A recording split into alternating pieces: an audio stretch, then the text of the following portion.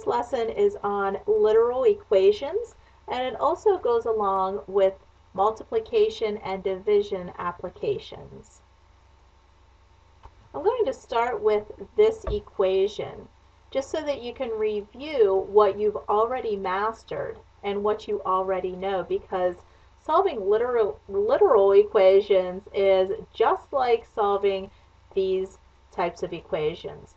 If you look here, what we have 3 times x, or x times 3. It's the same thing. What's the opposite of x times 3? You want to divide both sides by 3. So whenever we want to get x by itself, we just divide away whatever is beside it. So if you have 4 times x is equal to 8.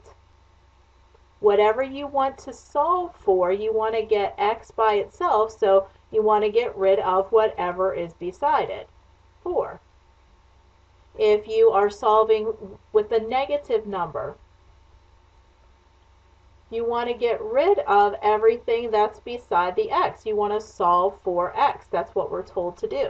So you've got to divide both sides by that whole -2. You've got to take this whole thing with it. X is multiplied by -2. You got to divide that -2 away. Now that we have reviewed that, let's look at another problem. Here we have g times x is equal to 6.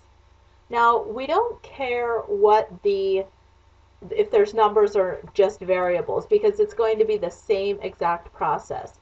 We want to solve for x. We want to get x by itself. So what do we have to do? We need to get rid of whatever is happening to x. X is being multiplied by g, so we've got to get rid of g. We've got to divide that g away. G divided by g, no matter what number it is, it's always going to turn out to be 1. G divided by g, any number divided by itself is 1. So you're left with x. X is equal to 6 divided by g. And that's your final answer. Because we don't know what x is and we don't know what g is, we are not able to solve this any further. So this is your final answer. This is going to be weird for you to give an answer like this, because so far we've always been able to say, well, x is 2 or x is 10, x is 3.8 or -12. But this time we don't have a numerical answer. This is it. That's as far as we can go, because we don't have any numerical values for our variables here. Here is a familiar formula that we've already worked with. Distance is equal to the rate times the time. Now we're told up here to solve for r. So we want to get r by itself. So we have to get rid of anything that's around r. So r is being multiplied by t.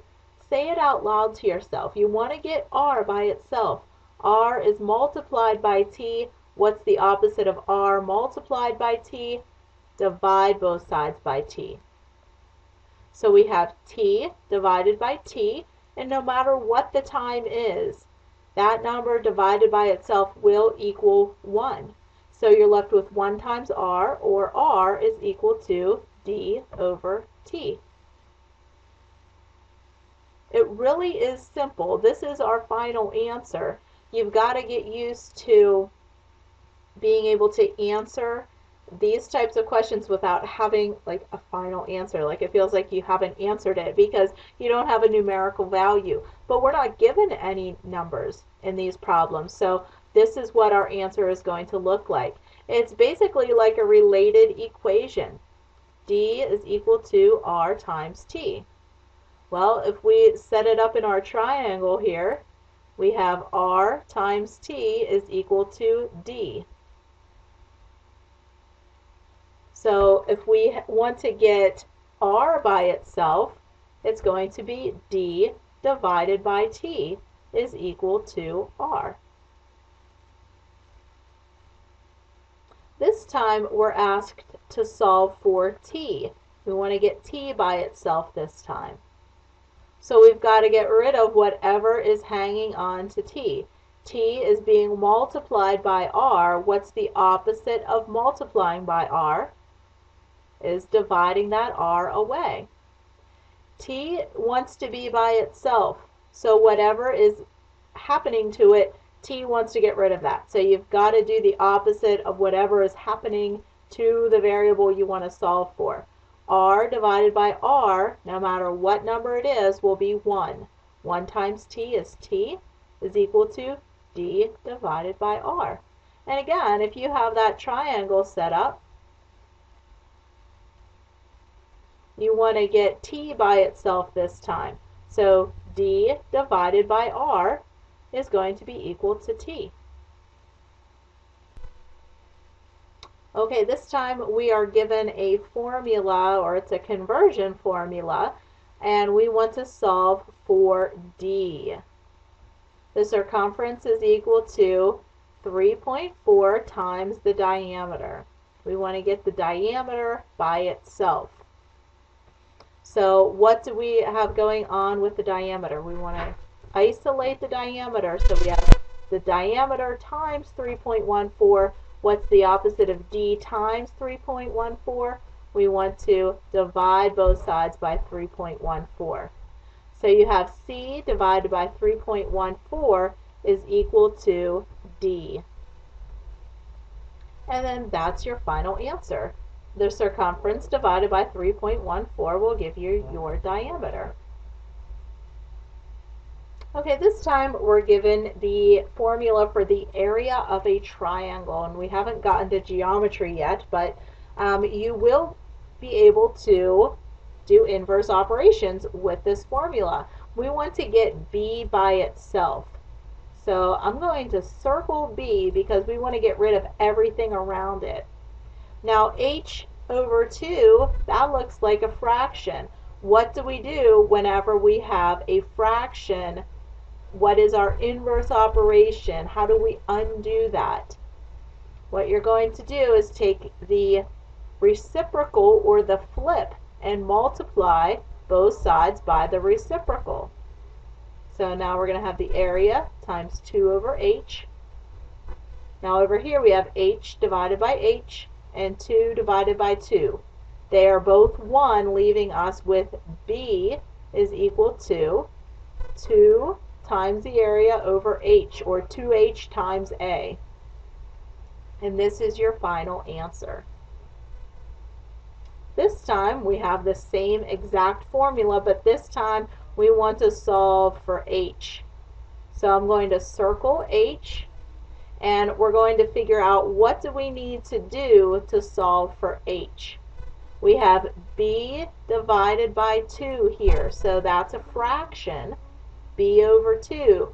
So we need to multiply both sides by the reciprocal of that fraction, 2 over b. So it's basically the same thing as we did whenever we solved for b. So b divided by b is 1, 2 divided by 2 is 1. You're left with h over here is equal to 2 times the area over b, or 2 over b times a. It's the same thing. And there's your final answer. We've seen this formula before. Force is equal to mass times acceleration, and you will definitely see that whenever you study physics. Whenever you go to physical science, you will use this formula.